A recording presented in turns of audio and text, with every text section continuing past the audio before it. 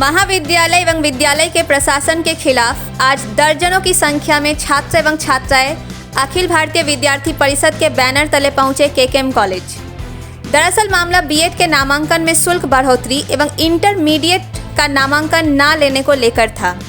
विद्यार्थी परिषद के छात्राओं ने कॉलेज प्रशासन के खिलाफ आरोप लगाते हुए कहा कि संथाल परगना के गरीब छात्र एवं छात्राओं को दबाने का कार्य किया जा रहा है। कॉलेज प्रशासन नहीं चाहती है कि यहाँ के बच्चे आगे बढ़े, जिसका प्रमाण स्वरूप अचानक नामांकन में दोगुनी राशि बढ़ोतरी करना एवं इंटरमीडिएट छात्र एवं छात्राओं का नामांकन न लेना एक सोची समझी साजिश है।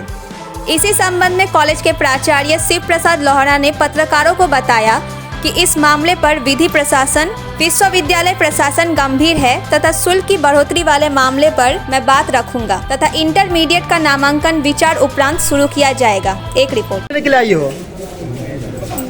इंटर का क्या नाम है तुम्हारा? कहाँ से आई हो? तो एडमिशन हो गया? क्यों नहीं हुआ जी? ऑर्डर नहीं आया? कौन सर बोले हैं कि ऑर्डर नहीं आया है? अच्छा। मेरी छोटी बहन का इंटर का एडमिशन कराने आए थे। 11 तारीख से चक्कर लगा रहे हैं कि बंद हुआ है, बोलता है। हर रोज आके पूछते हैं, आज तक 24 तारीख हो गया, अभी तक नहीं निकला है, बोलता है। मैंने निकला ही नहीं है? निकला ही नहीं है, बोलता बंद हो गया है, बोलता है। तो फिर यहाँ एडमिशन नहीं होगा तो फिर कहाँ जाएंगे? कहाँ से आई है? बनपोखरिया से। अच्छा। तुम्हारा किस लिए आई हो? एडमिशन हो गया? नहीं हुआ? क्या बोला जा रहा है? बोल रहा है ऑर्डर नहीं आया। ऑर्डर नहीं आया है? कहाँ से आई हो? मामला जो है छात्र हितों में छात्र को विद्यार्थियों को लगातार परेशानियां आ रही थी। इंटर में जो है एडमिशन के लिए विद्यार्थी बार बार भटक रहे थे कॉलेज कैंपसों में, तो अभी तक कॉलेज में इंटर का एडमिशन प्रारंभ नहीं हुआ है। इसको लेकर के विद्यार्थी परिषद ने एकदम अल्टीमेटम दिया स्पष्ट रूप से कि आज नोटिस निकले इंटर में एडमिशन का महाविद्यालय में, नहीं तो विद्यार्थी परिषद कल आंदोलन को बाध्य होगी। दूसरा विषय बीएड का जो फीस है, बीएड का 88,000 से बढ़ा करके 1.5 लाख कर दिया गया। ये सोचने वाली बात है कि संथाल परगना के लोग जिनका आर्थिक आधार मुख्य रूप से कृषि है, धान की खेती है और अभी सुखाड़ की स्थिति है, ऐसे में 88,000 रुपये जुगाड़ करना मुश्किल है। तो ऐसे में 1.5 लाख रुपये विद्यार्थियों का परिवार कहाँ से देगा? तो ऐसे में विद्यार्थी परिषद आह्वान करती है, आग्रह करती है, अनुनय विनय करती है विश्वविद्यालय और महाविद्यालय से कि 1.5 लाख के फीस को घटा करके पुनः 88,000 किया जाए, अन्यथा विद्यार्थी परिषद महाविद्यालय से लेकर के विश्वविद्यालय स्तर तक आंदोलन नहीं उग्र आंदोलन करेगी और इसकी जिम्मेदारी केवल और केवल महाविद्यालय और विश्वविद्यालय प्रशासन की होगी। छात्र हितों में विद्यार्थी परिषद आंदोलन करने के लिए बाध्य होगी और इसका जिम्मेवारी केवल महाविद्यालय और विश्वविद्यालय का होगी। एपीपीबी के कुछ छात्र पहुँचे थे, कुछ 3-4 मांग है उनका। पहला तो है कि बीएड में एडमिशन का जो फी बढ़ोतरी हुई है विश्वविद्यालय की ओर से, तो उसे कुछ कम किया जाए, संशोधन किया जाए। इसके लिए हमने कहा कि विश्वविद्यालय का मामला है तो हम लोग निर्देश का पालन करते हैं। बेहतर होगा कि यदि किसी तरह का संशोधन का आदेश मिलता है तो। दूसरा एक मांग था कि आपके महाविद्यालय के मुख्य गेट के सामने जो गड्ढा है, जल जमाव है, तो उससे परेशानी हो रही है। तो इससे पहले भी ये संगठन ने मुझे बताया था। उसके संबंध में मैंने त्वरित कार्रवाई करते हुए नगर परिषद को लिखा है और मैं बात भी कर रहा हूँ कि इनका समाधान किया जाए। तीसरा था इनका मांग कि कॉमर्स की पढ़ाई भी शुरू हो, लेकिन कॉमर्स की पढ़ाई और पीजी की पढ़ाई के लिए भी अपने स्तर से मैंने कई बार विश्वविद्यालय को मैं लिखा हूँ, तो इनको विश्वविद्यालय का निर्देश का पालन हम लोग करना पड़ेगा। तीसरा है कि इंटरमीडिएट पढ़ाई को लेकर आज भी ज्ञापन पड़ा है।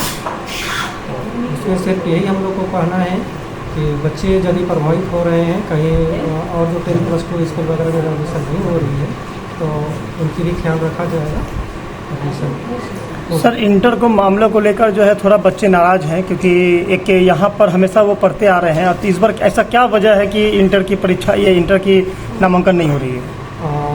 दरअसल नहीं हो रही है सो तो नहीं है। हम लोग ने जो सरकार का आदेश है उसका पालन भी हम लोग करेंगे ही। उसमें सरकार का जो पत्र आई है उसमें स्पष्ट लिखा हुआ है कि यदि आपके क्षेत्र में 10+2 वगैरह में जितनी भी सीटें हैं, अगर उसमें फुल हो जाती है या किसी तरह से परेशानी होती है तो इस कॉलेज में भी एडमिशन किया जा सकता है। और उसी का ध्यान हम लोग देख रहे थे कि कुछ डिले कर रहे थे कि यदि बच्चे का एडमिशन हो जाता है तो वहाँ पढ़ाई लिखाई का एक समुचित व्यवस्था है, सब्जेक्ट वाइज टीचर्स हैं, तो बच्चे को अच्छा एक शैक्षणिक माहौल मिल सकेगा। इंटरमीडिएट की पढ़ाई ऐसे भी जीवन का सबसे पहला स्टेप होता है लाइफ का। तो हमारे यहाँ क्या है कि एक तो नॉन टीचिंग स्टाफ को लेकर के हम लोग साल भर से उनके परिस्थिति को लेकर जूझ रहे हैं।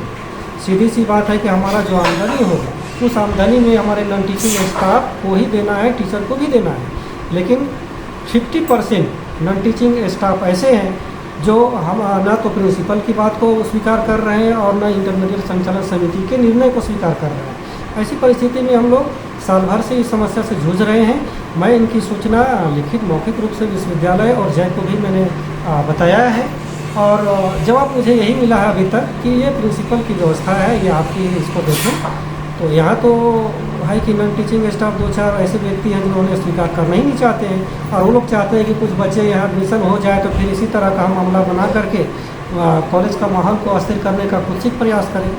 तो निश्चित रूप से बच्चों का हित मेरे सरोपरि है, वो बच्चे प्रभावित नहीं होंगे। कुछ जो शैक्षणिक जो गतिविधियाँ होती है, जो एक लाइफ सिक्योर होना पड़ता है, लाइफ जो आपका है आगे चल करके, तो यही एक स्टेज है जहाँ आपको टीचर्स भी मिले और शिक्षण का एक आधारभूत हर चीज़ें आपको मिले ताकि आप अपने आप में परिपक्व हो सके और अपने लाइफ को आगे बढ़ा सके और बेहतर अपना मुकाम हासिल कर सके। तो लग रहा था कि चलिए बच्चे को स्कूलों में नामांकन हो रहा है और अच्छे उनको माहौल मिलेगा, अच्छे टीचर्स मिलेंगे, सभी टीचर्स में अवेलेबल है तो अच्छी पढ़ाई करेंगे। सर इंटर तो हम लोग को तो लेना ही पड़ेगा। सर इंटर के विद्यार्थियों को क्या संदेश देना चाहेंगे आप? इंटर के विद्यार्थियों को यही संदेश देना चाहेंगे कि सबसे पहले तो अगर यदि आपके प्रखंड के सामने कोई 10+2 खुली हुई है जहाँ सरकार की समुचित व्यवस्था है तो आप अपने प्रखंड वाइज जरूर एडमिशन कराएं, क्योंकि बहुत सारे प्रखंडों में सीट वैकेंट रह जा रहा है। तो पहला है कि आप अपने प्रखंडों में एडमिशन लें।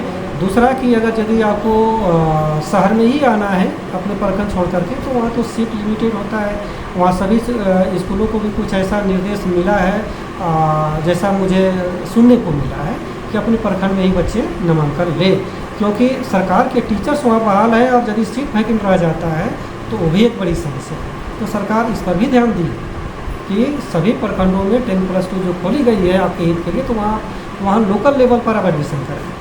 और यदि कहीं नहीं हो रहा है, सब जगह सीट फुल हो जा रहा है तो कॉलेज तो आखिरी में है ही हम लोग, लेकिन चूँकि हमारे पास टीचर्स अवेलेबल नहीं है सब्जेक्ट वाइज और टीचर लाएंगे भी तो उनको पारिश्रमिक या मानदेय देने के लिए सफिशिएंट राशि नहीं होती है, जिसकी वजह से काफ़ी परेशानी का सामना करना है।